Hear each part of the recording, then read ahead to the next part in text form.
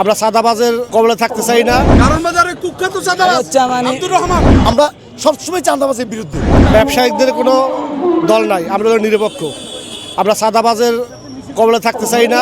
আমরা যে বাইলে আছি আমরা ব্যবসায়িক, যে দলে ক্ষমতা আসে তাদের সাথে আমরা থাকি। নিয়ম তো এইটাই, ব্যবসায়ীর কোনো সময় কোনো দলে যায় না। আমরা এখানে ব্যবসা করি, ঠান্ডা মাথায় ব্যবসা করতে আছি, কিন্তু আমাদের উপরে যে জুলুমগুলো অত্যাচারগুলো কথা হইতেছে চাঁদাবাজি বিভিন্ন দলের মারফতে, যখন যারা ক্ষমতায় আসে তারা আইসা, এরা তো ক্ষমতায় আসে নাই, বিএনপি তো এখন ক্ষমতায় আসে নাই।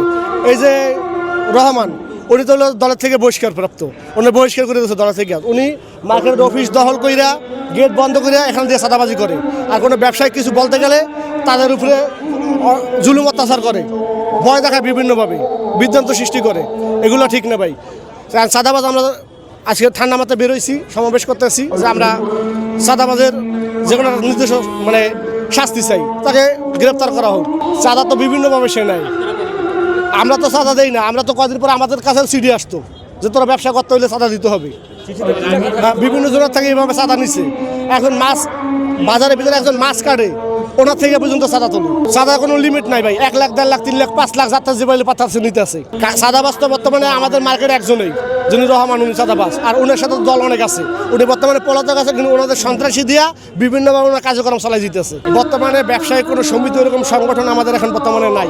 5 তারিখে পর থেকে আমরা ব্যবসায়িক করতে আসি, যারা মহাজনরা আছে ওনার অফিসে যায়, কিন্তু উনি আমাদের মার্কেটের অফিস দখল করে নিয়েছে। দখল করে ওখানে উনি চাঁদাবাজি করতে আছে, সাইডে সাইডে ঘুরিয়া মনে করে যে জায়গাতে যাবার পাত্তা সঙ্গে চলতে আছে। ব্যবসায়িক অনেকভাবে তাকে বুঝাইছে যে ভাই এগুলো করো না, এগুলো ভালো না, তুমি একজন ব্যবসায়িক, ওনার দোকান আছে মার্কেটে। দৈরে নিয়ে মাছ করে না, মাছ দর পর্যন্ত যাওয়া লাগে না। একজন ব্যবসায়ীকে যদি দৈরে নিয়ে বলে যে তুই কালকে আমার 5 লাখ টাকা দিবি, নাহলে তোর মেরে ফেলাম, হুমকি দেয়, এমনি চাঁদা দিতে বাধ্য। কারণ আমরা ব্যবসা করতেছি, আমাদের নিরাপত্তা নাই। আমরা সারাদিন দোকানদারি করবো, রাখতে যার পথে একটা অঘটন ঘটাই দিতে পারে। এই জন্য কোনো ব্যবসায়িক মুখ খুলে নাই। ওনাকে সাবধান করা হয়েছে অনেকভাবে, কোনো সাবধান না। ওনার চাঁদাবাজি আস্তে আস্তে দিন দিন বাড়তে আছে। আমি এখানে 40 বছর ব্যবসা করি, 86-তে টাকা আসছে আমার বাবার কাছে। আমরা সবসময় চাঁদাবাজের বিরুদ্ধে। আমরা নিজে পরিশ্রম করব, অর্থ কামাই করবো, নিজেরা খাবো, ফ্যামিলি চলবে, সবাই চলবে। হ্যাঁ, যারা চাঁদাবাজি করতে চায় তারাই অতর্কিতভাবে এসে ব্যবসায়ীদের উপর হামলা করছে, আক্রমণ করছে। আমি নিজেও আক্রমণ হয়েছি, দৌড়ের মাথা পড়ে গেছি। আমি মেডিকেলে ছিলাম 2-4 দিন আগে। তো এখন আমি তো আর মুখে মুখে হলে আল্লাহ মাফ করুক, এক দুর্ঘটনা ঘটলে আমার জীবনকে কে দেখবে?